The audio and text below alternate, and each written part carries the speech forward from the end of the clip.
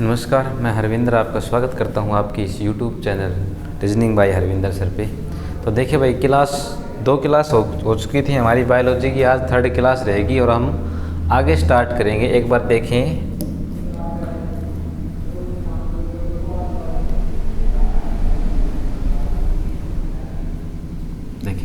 कल हम जब पढ़ रहे थे ना, तो हम पढ़ रहे थे भाई ट्रांसजेंडर के बारे में।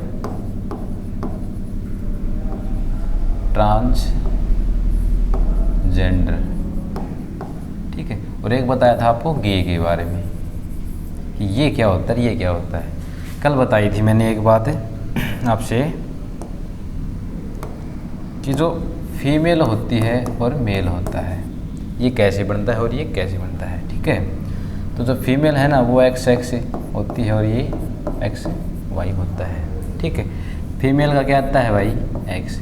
इस मेल का क्या आता है, एक्स। वाई मतलब वाई, इसका क्या आता है, वाई, ठीक है। जब ये लड़का बन रहा होता है ना, जब ये कोई लड़का बन रहा होता है ना, तो कभी कभार, हर बार नहीं, कभी कभार महिला अपना एक एक्स को और रिलीज़ कर देती है, ठीक है।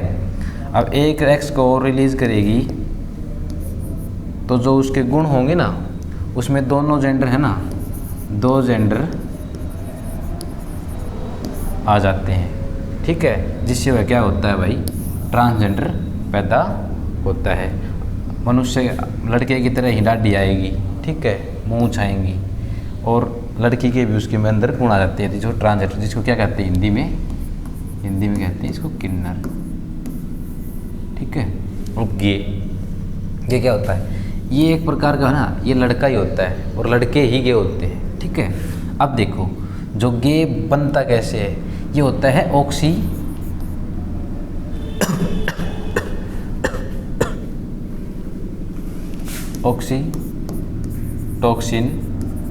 हार्मोन होते हैं ना। ये जो हार्मोन है ना, किसी अगर एक्स वाई मतलब लड़के में अगर ज़्यादा हो जाएंगे ना, तो वो लड़कों की तरफ अट्रैक्टिव होने लगेगा, ठीक है। तो इस हार्मोन की वजह से क्या होता है भाई, गे, ठीक है। रहेगा लड़का, लेकिन उसमें लड़कियों वाली चाल आ जाएगी, ठीक, जिससे वह गे। और हर गे कोई ख़राब भी नहीं होता भाई, ठीक है। आगे चलते हैं, इससे आगे जो अपने नंबर 2 पर बचे थे भाई, एक तो क्रोमोसोम थी, गुणसूत्र, एक बचे थे जीन, है ना। तो जीन क्या होते हैं और इनकी खोज किसने की, ठीक है। तो देखिए, जीन हिंदी में जीन, यह भी न्यूक्लियस ही चल रहा है, न्यूक्लियस, ठीक है। न्यूक्लियस में पढ़ा था हमने क्रोमोसोम्स, अब पढ़ रहे हैं जीन, ठीक है। जो इसकी जो खोज की थी ना, खोज मतलब डिस्कवरी,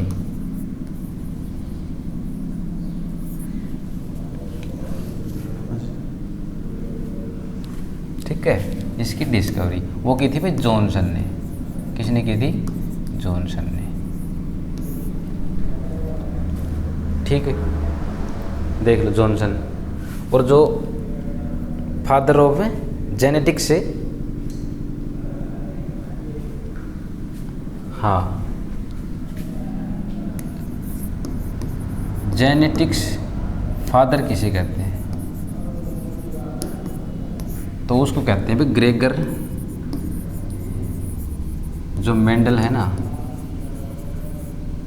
उसको क्या कहते हैं, जेनेटिक्स से फादर, ठीक है।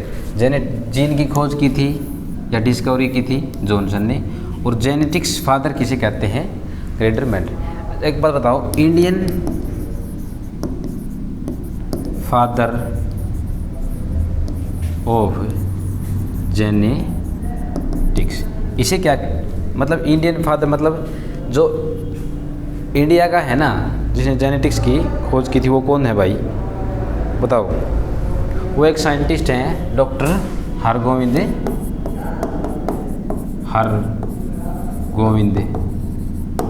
खुराना। देखिए, जेनेटिक्स फादर किसे कहेंगे भाई, ग्रेगर मेंडल को।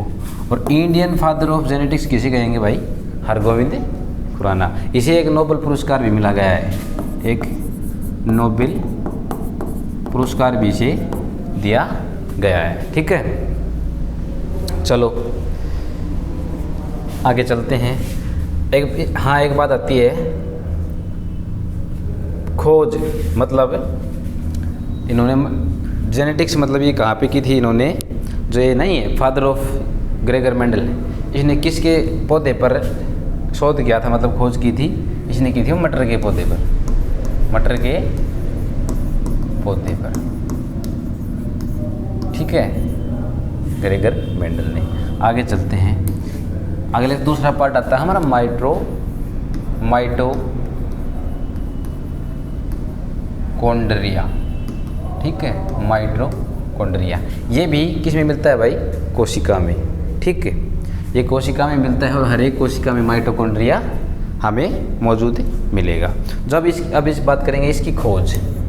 ठीक है, अब इसकी डिस्कवरी, माइटोकॉन्ड्रिया की डिस्कवरी किसने की थी भाई, वो की थी अल्टमैन ने। ठीक है, इसकी जो खोज की थी ना वो की थी अल्टमैन ने। ठीक है, अब इसका नाम किसने रखा, मतलब नामकरण किसने किया, नाम वो की थे बेंडा, वो की थी बेंडा ने। ठीक है, समझ आया। और इसे हम जो माइटोकॉन्ड्रिया है ना, इसे हम सेल ऑफ पावर मतलब पावर हाउस ऑफ सेल भी कहते हैं। ठीक है, पावर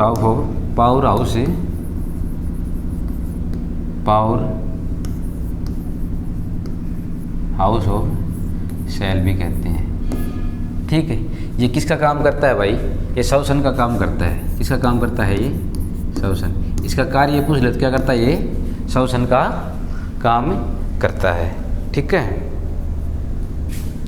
आगे देखें, श्वसन का काम करेगा तो इसे क्या किसकी ज़रूरत होगी, ऑक्सीजन की ज़रूरत होगी। ठीक है, और ऑक्सीजन भी कैसे काम करता है, ऑक्सीजन को कौन ले जाएगा, ब्लड। ऑक्सीजन हम सांस लेते हैं, सांस कहाँ जाता है, फेफड़ों में। देखो फेफड़े होते हैं ना, फेफड़े, हम इनसे सिर्फ सांस लेते हैं और ये फेफड़ों में जाके क्या होता है भाई, स्टोर हो जाता है। इसे हम क्या बोलते हैं, टैंक। ये टैंक में स्टोर हो गया। ठीक है, फिर ये कहाँ जाएगा, माइटोकॉन्ड्रिया के पास। ठीक है, अब उसमें माइटोकॉन्ड्रिया को श्वसन की जरूरत, जैसे कि हमने पानी पी लिया उसमें भी ऑक्सीजन होती है, कुछ खा लिया उसमें भी ऑक्सीजन होती है। ठीक है, ऐसे तो कहाँ जाएगा, ब्लड के द्वारा जाएगा। ब्लड में भी कौन लेके जाएगा ऑक्सीजन को, हीमोग्लोबिन। ठीक है, हीमोग्लोबिन क्या ले जाएगा, ऑक्सीजन को।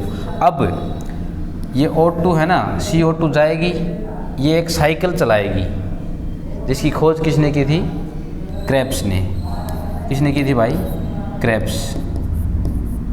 ठीक है, अगर ये साइकिल नहीं चलेगी ना तो मनुष्य को चक्कर आने लगेंगे।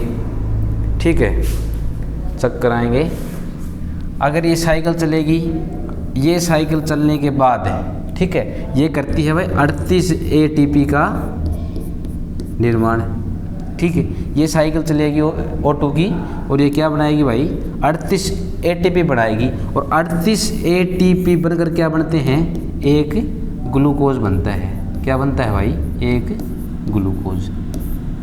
38 बनने पर क्या बनता है, एक ग्लूकोज। ठीक है,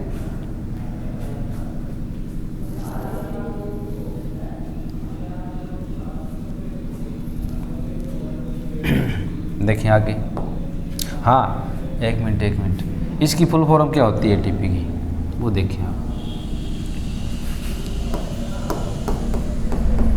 ए में नहीं होता है एडिनिन, टी में नहीं होता है ट्राई, इसमें देते हैं फॉस्फेट।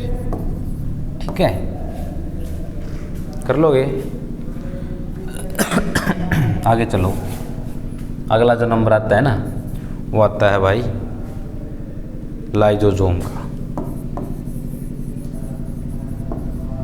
लाइजोजोम ये कहाँ पाए जाते हैं, पूछ ले तो आपसे। ये पाए जाते हैं साइटोप्लाज्म में। कहाँ पाए जाते हैं लाइसोसोम, कहाँ पाए जाते हैं भाई? साइटोप्लाज्म में। ठीक है। और जो इसकी जो डिस्कवरी की थी, जो सेल हैं चैप्टर, उसमें ज़्यादा क्वेश्चन पूछे जाएंगे डिस्कवरी से कि किसने इसकी डिस्कवरी की। वो की थी भाई डी ट्यूब ने। ठीक है। अब ये कार्य क्या करता है? अब इसके कार्य की बात करें तो कि जो ये लाइसोसोम है और ये कहाँ पाया जाता है? साइटोप्लाज्म में। डिस्कवरी किसने की थी? इसने। ठीक है। और कार्य क्या करता है? ये आत्म, इसे हम आत्मघाती थैली है ये। इसे हम, एक मिनट यहाँ देखो, इसे हम कोशिका की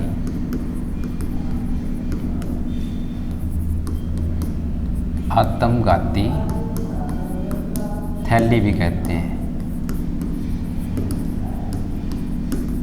ठीक है। अब देखो इसका कार्य यहाँ समझाता हूँ। जैसे कि कोई ये कोशिका है, ठीक है, इसमें कुछ हार्मोन होते हैं जिसका नाम होता है हाइड्रोक्लोरिक एसिड। ठीक है। ये एसिड क्या करता है? जब भी कोई इसमें इंटर करने की कोशिश करता है ना कोशिका में, जब ये इंटर करने की कोशिश करता है तो ये अम्ल है ना, जो एसिड है, ये धीरे धीरे फैलना हो ना, ये फैलना शुरू हो जाता है। ठीक। और अपने आप को ख़त्म कर लेता है। ठीक है। आगे देखो भाई, आगे जो आएगा ना वो आएगा भाई गोल्जी बॉडी। आगे क्या आएगा भाई? Golgi body.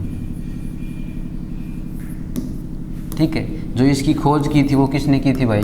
Golgi body. ये भी सेल का पार्ट है। इसकी खोज की थी कैमिलो गोल्जी ने। ठीक है। इसकी खोज किसने की थी? कैमिलो गोल्जी ने।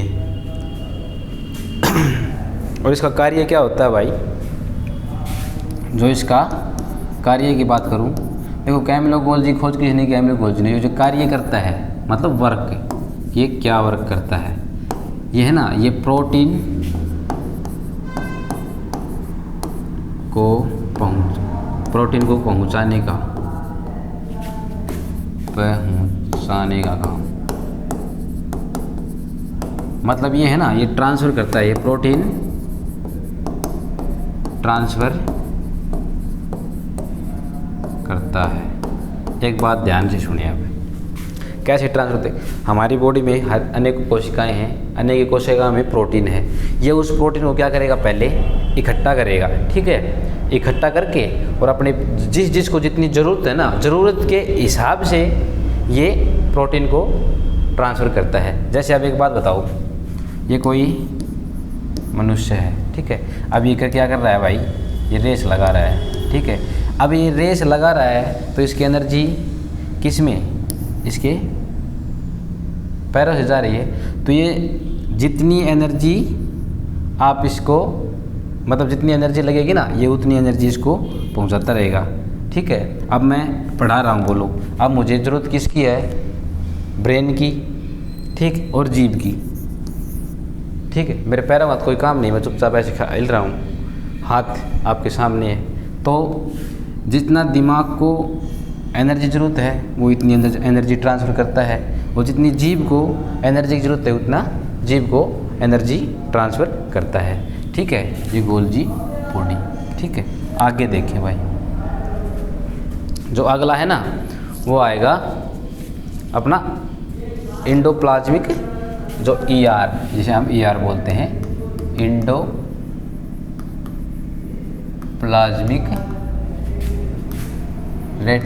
रेटिकुलम।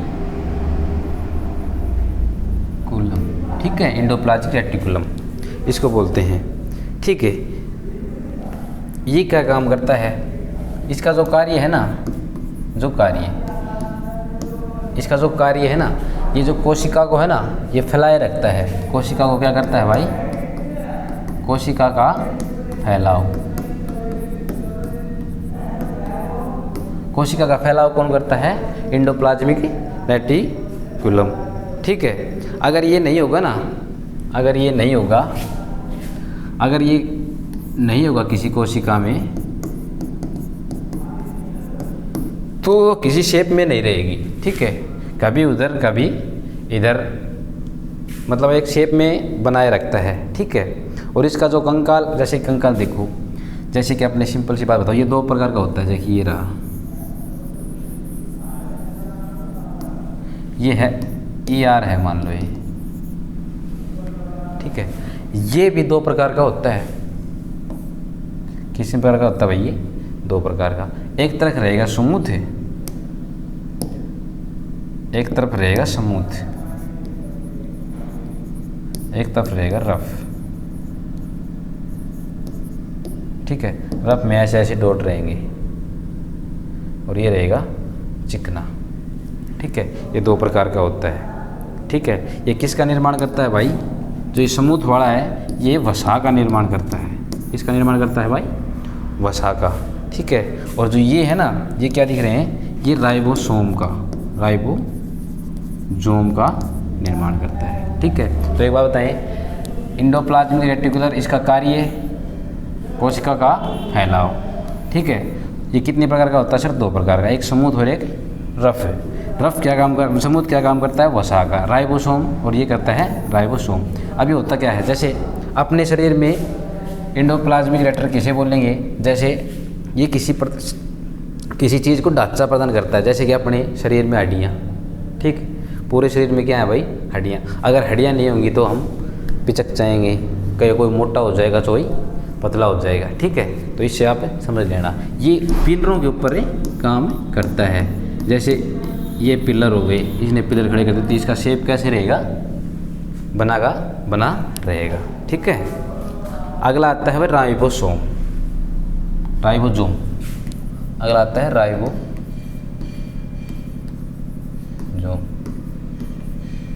ठीक, करिए।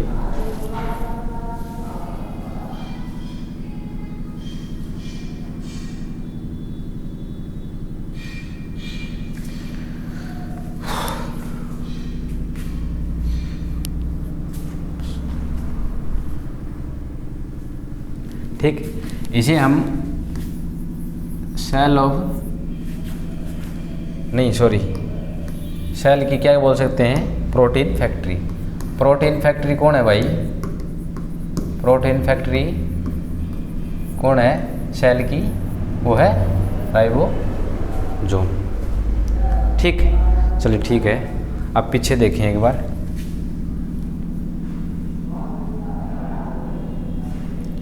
देखिए जीन कहाँ पाए जाते हैं, इसकी खोज किसने की थी भाई? जॉनसन ने। ठीक है, और जेनेटिक फादर किसे बोलते हैं? ग्रेगर मेंडल को। ठीक है, इंडियन फादर ऑफ जेनेटिक्स किसे बोलते हैं भाई? डॉक्टर हरगोविंद खुराना। ठीक है, और इसमें किस पे रिसर्च की थी? मटर के पौधे पर। आगे देखिए, माइटोकॉन्ड्रिया, इसकी जो खोज की थी वो किसने की थी भाई? एल्टमान ने, और जो नाम दिया था वो बेंडा ने। पावर हाउस ऑफ सेल, मतलब कोशिका का पावर हाउस कहते हैं। ठीक है, ये श्वसन का काम करता है। ठीक है, इसमें O2 क्रेब्स साइकिल चलने के बाद 38 ATP का निर्माण करेंगे, जिससे एक ग्लूकोज बनेगा, जिससे हमें क्या मिलेगी भाई? एनर्जी। ठीक है, फेफड़ों से हम सांस लेते हैं, जो फेफड़े क्या होते हैं? एक टैंक होता है, टैंक से क्या जाते हैं? माइटोकॉन्ड्रिया में जाएगा। आगे देखें, ATP की फुल फॉर्म होती है एडेनिन ट्राइफॉस्फेट। ठीक है, और आगे चलते लाइसोसोम, इसकी डिस्कवरी की थी ड्यूड्यू ने। इसका जो कार्य होता है वो होता है अपने आप को, कोई अपने अंदर आए तो इसको ख़त्म करना। इसे हम कोशिका की आत्मघाती थैली भी कहते हैं। आगे गोल्जी बॉडी, इसकी जो खोज की थी वो कैमिलो गोल्जी ने की थी। जो इसका कार्य है वो प्रोटीन को पहुंचाने का कार्य है, प्रोटीन ट्रांसफ़र करता है। ठीक है, बस आगे चलो। एंडोप्लाज्मिक रेटिकुलर कार्य, इसका जो कार्य है कोशिका का फैलाव। कितने प्रकार का होता है भाई? दो प्रकार का, एक होता है स्मूथ, एक होता है रफ। ठीक है। रफ क्या बनाएगा, वसा, और ये रफ ये मतलब समूथ बनाएगा वसा, और रफ क्या बनाएगा, राइबोसोम। और ये जो शेप हो ना, शेप को बनाए रखने में क्या करता है, हेल्प करता है। राइबोसोम इसे हम प्रोटीन फैक्ट्री बोलते हैं, किसकी, कोशिका की, ठीक है। एक बार देख,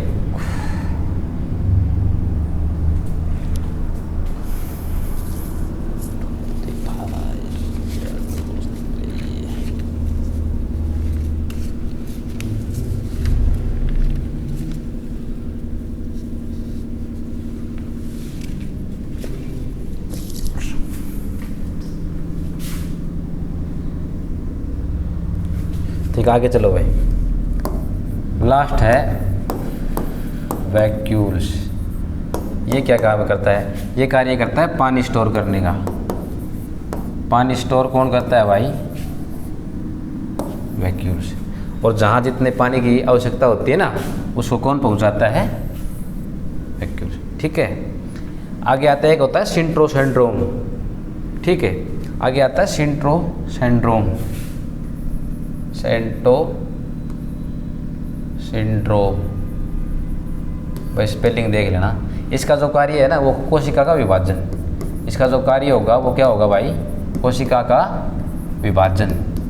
हाँ, ये पढ़ने की चीज़ है भाई, विभाजन, ठीक है।